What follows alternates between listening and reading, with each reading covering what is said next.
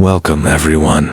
Before the horror begins, like the video, subscribe to the channel, and share in the comment where you're from and what time you're watching. It helps YouTube bring the best horror straight to your screen. Now, let's start. What stirs in the Alaskan wilderness when the aurora's glow fades to black? Some shadows know your deepest fears, their whispers carried on the biting wind, weaving terrors that cling long after you flee the frozen tundra. Tonight, we venture into 3 chilling tales of Alaskan horrors, where the ice's silence hides something alive. Bundle up tight, watch the darkness closely, and listen carefully, because some places claim more than your footsteps. Story 1. The Ice That Stared. The ice crackled at midnight, its frozen surface forming pale, unblinking eyes that glowed with a sickly green light, staring from a desolate Alaskan lake under a starless, suffocating sky.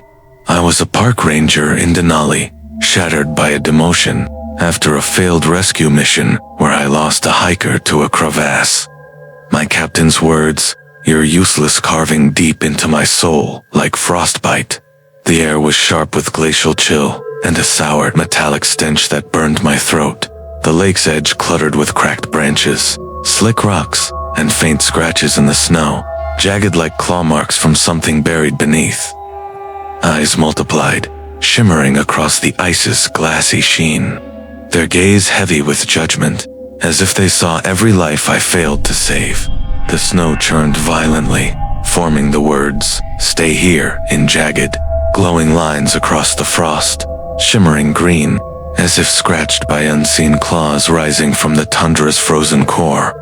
The air grew colder, my breath fogging in thick, frantic clouds as the ice hissed, whispering my name in a voice like my captain's, warped, hollow, accusing me of abandoning those I swore to protect.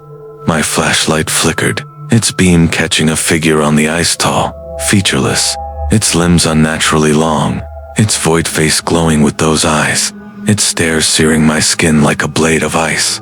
The snow oozed black tar, forming clawing hands that gripped my boots, their touch burning with an acid-like chill that throbbed with my racing pulse. I stumbled back, but the ice vibrated faster, the words morphing to "you," new, glowing brighter, the whispers swelling into a scream that shook the skeletal pines. The ice pulsed, reflecting eyeless faces moaning my guilt, the hiker's screams. My failure, a duty, shattered forever. The figure's tarry hands rose, searing the snow, the ice splintering, dripping tar that shaped more screaming faces, naming every regret I'd buried deep. I bolted for the trail, tripping over jagged roots.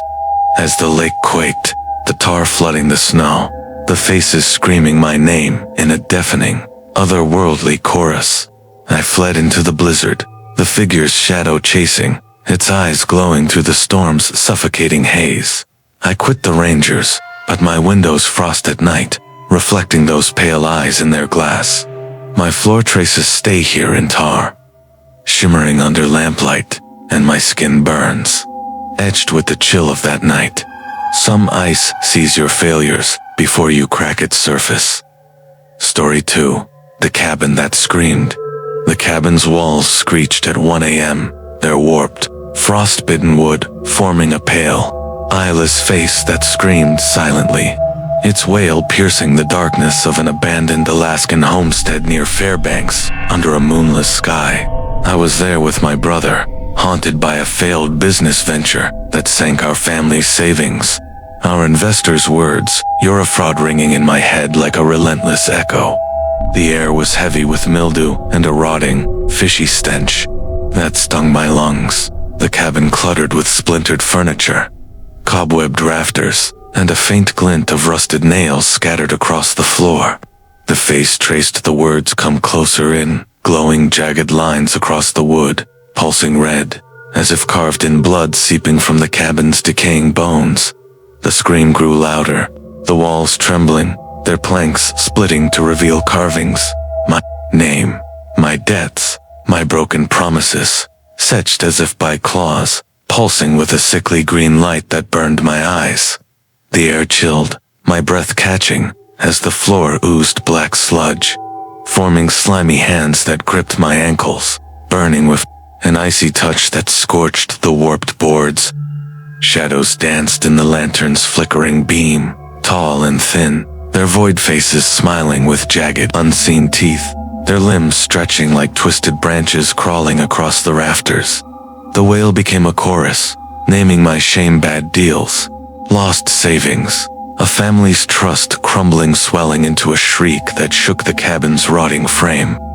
My phone died, then flared, showing figures rising from the sludge, dripping and clawing, their eyes glowing green, their mouths moaning my failures.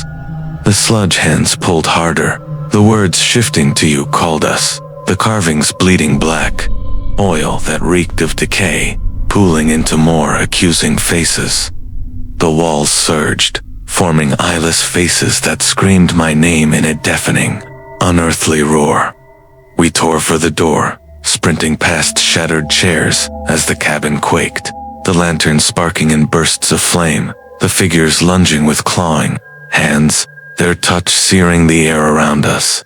The sludge flooded, forming countless faces, their shrieks chasing us into the snowy forest. I escaped, the cabin collapsing behind me, but my mirrors hum at night, tracing come closer in glowing lines, the stench of rot lingering in the air. Some cabins sing your shame back to you. Story 3. The tundra that breathed. The tundra pulsed. At 2 a.m., its frozen ground, forming a pale, eyeless face that whispered, freezing my blood to ice.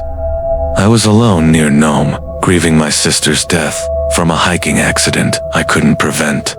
Her last words, "You weren't there," burning in my memory like a wound that wouldn't heal. The air was sharp with ice and a coppery, blood-like temps. The tundra lit by a flickering aurora, casting twisted shadows on cracked rocks. Frozen moss and splintered caribou bones, half buried in the snow. The face whispered, "Stay with me," in her voice, warped, hollow, accusing me of absence during her final, fatal fall. The ground oozed black tar, reeking of decay, pooling into clawing hands that burned my legs with acid-like heat that throbbed with each desperate step. The air grew heavier, the tundra thickening, dripping black oil that formed accusing faces, my sisters, my family's there, mouths moving, blaming me for missing her cries, her struggle on that icy slope. My flashlight flickered, revealing figures in the shadows, their limbs twisting like gnarled roots scraping the rocks, leaving wet, glowing marks that pulsed green. The tundra screamed my name, the tar hands tightening, searing my skin with burns that lingered like scars. The aurora vanished, the tundra closing in, the oil flooding, shaping countless faces that echoed my guilt in a chorus of unrelenting rage.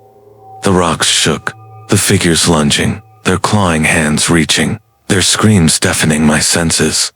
I hacked through the ice with a knife, my hands bleeding as the tundra surged, the tar flooding, the faces roaring her name in a relentless, haunting wail. I fled to the road, the tundra splintering behind me, the screams chasing me through the freezing night. I avoid the wilderness now, but my windows fog at night, forming my eyeless face in the glass, glowing faintly green. My hands burn with the word "stay" etched in my skin, and the air smells of tar, whispering her name in the dark. Some tundras hold your grief forever. Which of these Alaskan nightmares would you survive until dawn? Share your own chilling encounters in the comments. Have you ever felt eyes watching you from the snow? Like the video, hit that subscribe button, and ring the bell for more terrors. From the shadows, something darker waits in the next wilderness. We'll see you there.